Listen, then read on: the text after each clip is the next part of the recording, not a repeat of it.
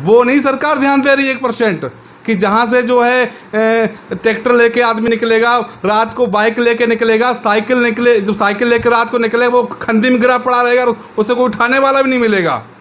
Car वाला तो फिर भी निकल जाएगा, पर साइकिल वाला कैसे निकलेगा भैया, ये तो बता दो। लेकिन मुख्यमंत्री योगी आदित्यनाथ जी ने कहा था कि बजट आने से पहले ही सड़कों को गड्ढा मुक्त कर देंगे, तो इतनी देरी क्यों होती जा रही है?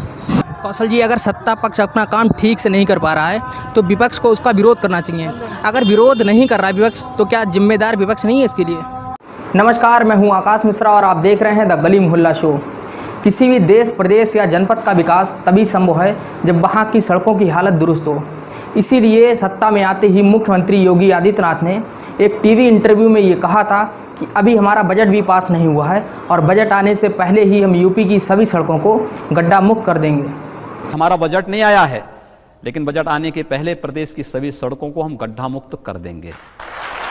लेकिन क्या यूपी की सड़कें गड्ढा मुक्त हो सकी हैं, यह जानने के लिए किसी प्रकार का सर्वे करने की ज़रूरत नहीं है, क्योंकि सड़कों की हालत कैसी है यह बात आम जनमानस से लेकर सभी राजनेता और अधिकारीगण अच्छे से जानते हैं। बावजूद इसके यूपी की सड़कों की हालत इतनी जर्जर क्यों है, यह जानने के लिए चलेंगे हम शाहजहांपुर के कुछ सत्ता पक्ष, विपक्ष और कुछ वरिष्ठ नागरिकों के पास और जानेंगे कि कौन है इसका असली जिम्मेदार। उन्होंने 100 दिन का वादा किया था। बजट की बात तो 6 महीने ना बजट पास हो, 1 साल बजट पास ना हो, ये सरकार के अपने ऊपर डिपेंड करता है। उन्होंने कहा था कि मेरी सरकार बनी, मैं 100 दिन के अंदर पूरे प्रदेश के अंदर गड्ढा मुक्त सड़कें दे देंगे। वो गड्ढा मुक्त तो छोड़ दीजिए, मैं शाहजहांपुर जनपद की बात करता हूं कि उन्होंने कितनी नई सड़कें बनाई और जो सड़कें बनी उनमें लेपन कार्य होता है, और लेपन कार्य जब होता है तो 3 महीने के अंदर वो रोड पुराने रोड से भी बदतर स्थिति में आ जाती है। आपकी एक सबसे महत्वपूर्ण और सबसे ज़्यादा चलने वाला रोड जो हमारे से नेपाल बॉर्डर तक जोड़ता है, शाहजहांपुर से पुवाया खुटा रोके, उस रोड पर अगर आप जाएं वर्तमान समय में तो कम से कम 1 फीट गहरा और 3 फीट से लेकर 5 फीट तक लंबाई में गड्ढे वर्तमान समय में देखे जा सकते हैं। जनपद की कोई भी रोड इस लायक नहीं है जिस पर स्पीड 30 से 40 की स्पीड में चलाया जा सके। कहने और करने में फ़र्क है। भाजपा की ये कोई नई चीज़ नहीं है। उन्होंने जब भी कुछ कहा तो उसको कभी पूरा नहीं किया। बड़ी बड़ी बातें करने में कुछ जाता नहीं है। कौशल जी, अगर सत्ता पक्ष अपना काम ठीक से नहीं कर पा रहा है तो विपक्ष को उसका विरोध करना चाहिए। अगर विरोध नहीं कर रहा है विपक्ष, तो क्या जिम्मेदार विपक्ष नहीं है इसके लिए? जब जब कमज़ोर विपक्ष होता है तब तब उसका सत्ता फ़ायदा उठाती है।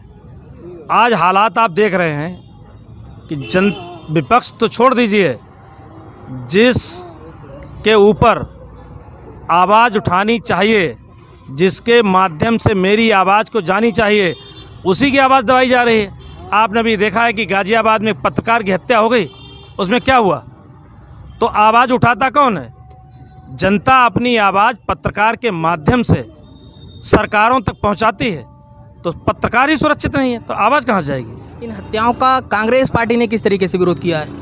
कांग्रेस पार्टी लगातार कह रही, हमारे जनपद के जो पूर्व मंत्री हैं जितिन प्रसाद जी, वो लगातार संज्ञान ले रहे हैं, मुख्यमंत्री को पत्र लिख रहे हैं, मुख्यमंत्री से बात कर रहे हैं, लेकिन कहीं पर कोई जू नहीं रेंगता है। उनको जो मन में आता वही करते हैं। गड्ढा मुक्त तो देख लीजिए ना शाहजहांपुर में क्या स्थिति है। सरकार सड़कें जो नई नहीं कम से कम बना सकती है, कम से कम मेंटेनेंस तो कर सकती है ना।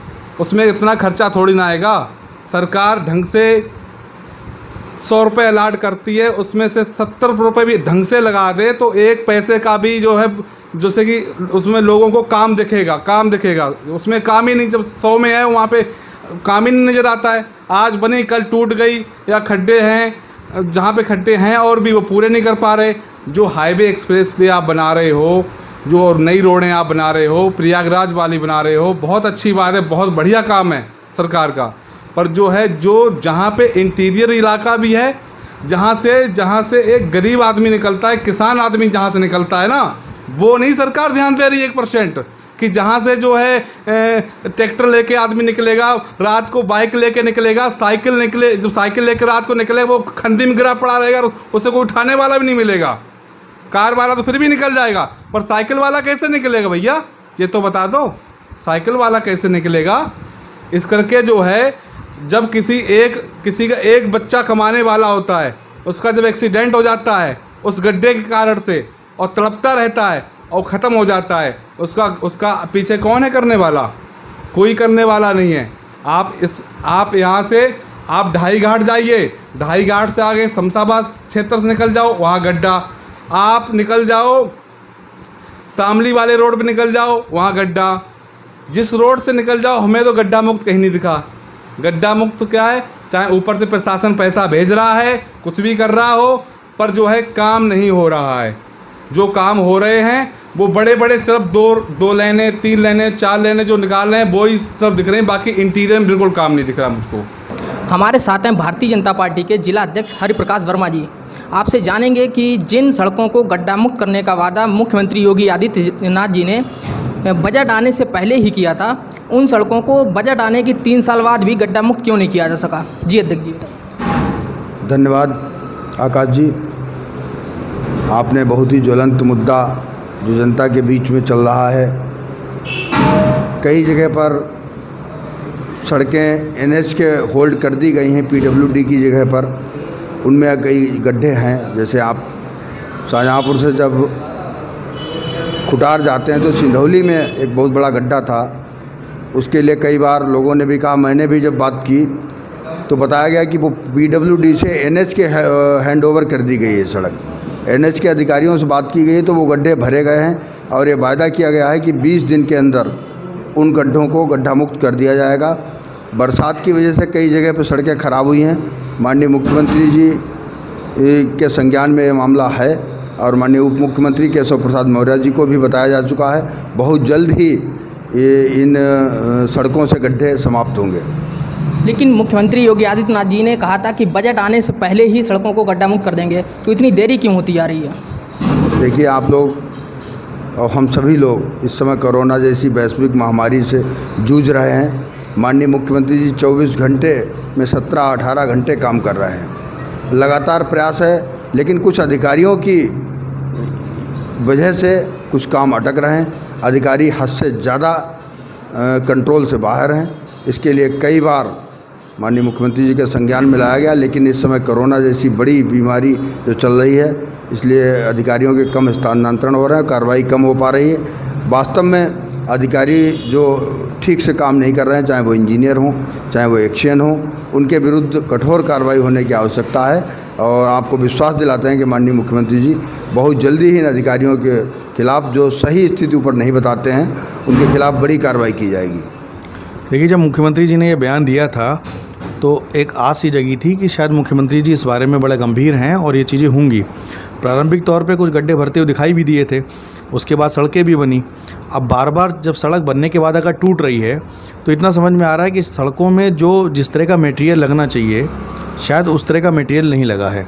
अब उसके लिए जो संबंधित ठेकेदार हैं या संबंधित लोग हैं, ये उनसे भी एक बार इस बारे में बात की जा सकती है कि ऐसा क्यों हो रहा है। क्या जो पुरानी सरकारों में जो व्यवस्थाएं दिखती थीं, क्या वही व्यवस्थाएं चल रही हैं यहाँ पर भी? क्योंकि पुरानी सरकारों में अगर ये मुख्यमंत्री जी और ये बाकी लोग ये कहते हैं कि पुरानी सरकारों में भ्रष्टाचार था और सड़क आज भी टूट रही है, तो इसका मतलब भ्रष्टाचार जो है वो इस सरकार में भी अंदर यहाँ पर मौजूद होगा। अब जब हमारी चर्चाएं लोगों से होती हैं तो लोग ये कहते हैं कि जो पुरानी सरकार की जो व्यवस्थाएँ थीं वो इस सरकार में भी बरकरार हैं, वो परिवर्तन ज़्यादा नहीं हुआ है। ऐसा लोगों से बात करने पे निकल के आ रहा है बार बार। तो और सड़कें भी टूट रही हैं, तो ये बातें और पुख्ता हो जाती हैं। शायद जो है जो एक महत्वपूर्ण विषय आता है कि बार बार सत्ता का परिवर्तन तो हो रहा है, व्यवस्था परिवर्तन पे बात नहीं हो रही है। हमें जो परिवर्तन करना है, जब हम चाहते हैं गड्ढा मुक्त समाज है, उनकी सड़कें हैं, या समाज की बहुत सी चीज़ें जिसमें बदलाव करना है, तो सिर्फ सत्ता परिवर्तन से कार्य नहीं होगा। इसके लिए बड़ा जो विषय है वो व्यवस्था परिवर्तन का है। अमित जी, सत्ता पक्ष अगर अपना काम ठीक ढंग से नहीं कर रहा है तो क्या विपक्ष को अपना काम नहीं करना चाहिए, उसका विरोध नहीं करना चाहिए? क्या इसके लिए विपक्ष जिम्मेदार नहीं है? नहीं, ये तो सबसे बड़ा प्रश्न चिन्ह यही लगता है कि विपक्ष के लोग विरोध क्यों नहीं कर रहे हैं। अभी तक यही समझ में नहीं आ रहा है कि जो इतना बड़ा विषय है, इतने बहुत से मुद्दे ऐसे हैं जहाँ पर सरकार की नाकामियाँ दिखती हैं या उनके लूप होल्स दिखाई देते हैं, लेकिन विपक्ष क्यों खामोश है? विपक्ष अगर कहीं खामोश है तो कुछ ना कुछ समझ में नहीं आ रहा है कि ये दाल में काला है, क्या विषय है ये।